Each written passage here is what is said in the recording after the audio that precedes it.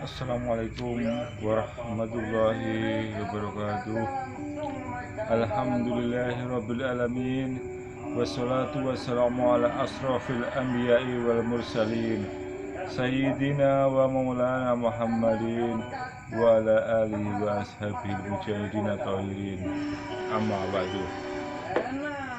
Kaum muslimin rahimakumullah. Pada kesempatan malam hari ini kita akan membahas rukun Islam yang kedua, yaitu sholat. Seperti yang kita lihat di zaman yang semakin dekat dengan hari akhir ini, kita menyaksikan suatu fenomena yang memprihatinkan yang menimpa kaum muslimin, yaitu sebuah kenyataan bahwa sangat banyak di antara manusia yang mengaku beragama Islam, namun tidak memahami hakikat agama Islam yang dianutnya. Bahkan tingkah laku keseharian mereka sangatlah jauh dari nilai-nilai Islam itu sendiri. Di antara bentuk real kondisi sebagian kaum muslimin yang sangat menyedihkan tersebut adalah semakin banyaknya orang-orang Islam masa sekarang yang mulai meremehkan dan menyia-nyiakan sholat. Bahkan tidak sedikit dari mereka yang berani meninggalkannya dengan sengaja dan terang-terangan.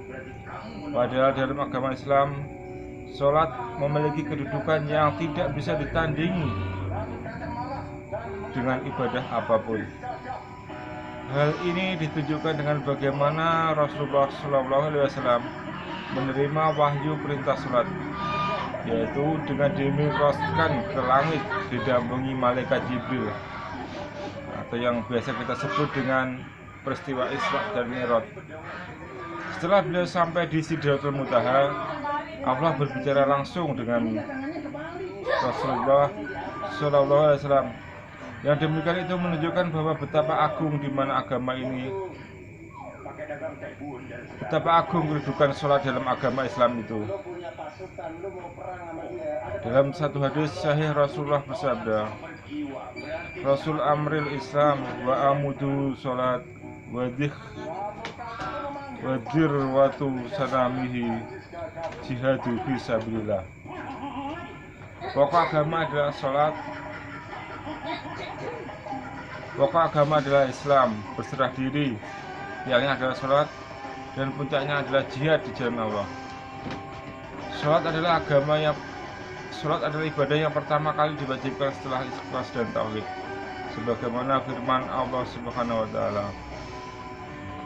Dan tidaklah mereka disuruh kecuali supaya menyembah Allah dengan memberikan ketaatan kepadanya dalam menjalankan agama yang lurus, dan supaya mereka mendirikan sholat dan menunaikan zakat, dan yang demikian itulah agama yang lurus.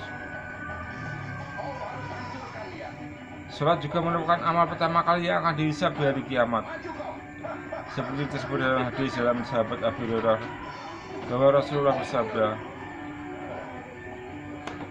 Inna awala ma yuhasabu bihil abdu yaumal kiamati min amalihi salatuhu fa in soluhat faqad aflaha wa anjaha wa in fasaddat faqad khaba wa qasir. Sesungguhnya yang pertama kali dihisab dari amal seorang hamba pada hari kiamat adalah sholat. Apabila sholatnya baik, maka ia sangat berbahagia dan sukses. Tetapi apabila sholatnya jelek, maka ia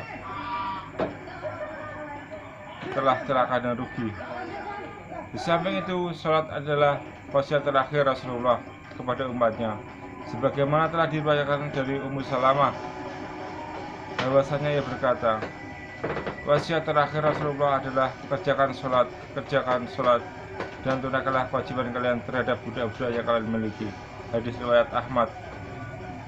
Hadirin dirahmati Allah, inilah gambaran agungnya kedudukan ibadah agama, yaitu sholat dalam agama Islam yang kita anut, sehingga Al-Quran dan Al-Sunnah yang saya telah memberikan ancaman keras bagi orang-orang yang meninggalkan sholat. Dalam surat Al-Mudathir ayat 42-43 Allah berfirman, Ma salakakum fis saqar, qalu lam naku minal musholin. Apakah yang memasukkan kamu ke dalam neraka Sakor? Mereka menjawab, kami dahulu di dunia tidak termasuk orang-orang yang mengerjakan sholat.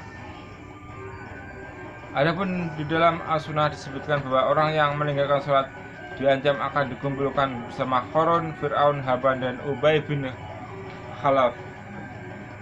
Beliau bersabda, barang siapa yang menjaganya yaitu sholat fardu, maka pada hari kiamat dia akan memperoleh cahaya, bukti nyata yang akan membelanya dan keselamatan.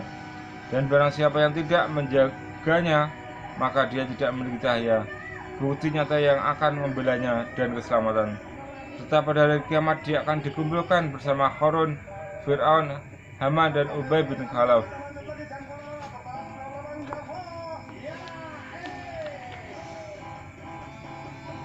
Perhatikanlah orang-orang yang tidak sholat, hidupnya tidak mengalami ketenangan, meskipun secara lahiriah hidupnya kaya raya dan mempunyai harta yang berlimpah, namun mereka sama sekali tidak mengalami ketenangan dan tidak juga kenyamanan.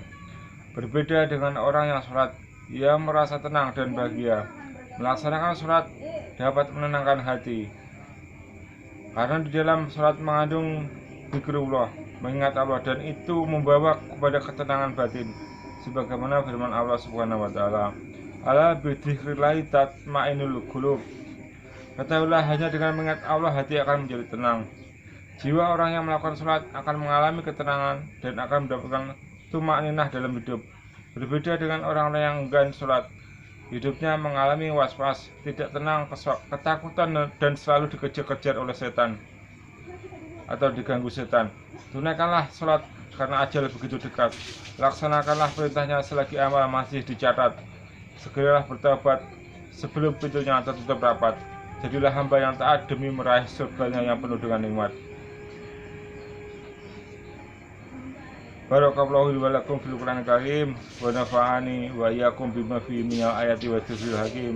Aqulu qouli hadza wa astaghfiruhu firullah li wa lakum wa lisairil muslimina min kulli dzambin wastaghfiruhu innahu huwal ghafurur rahim. Wassalamualaikum warahmatullahi wabarakatuh.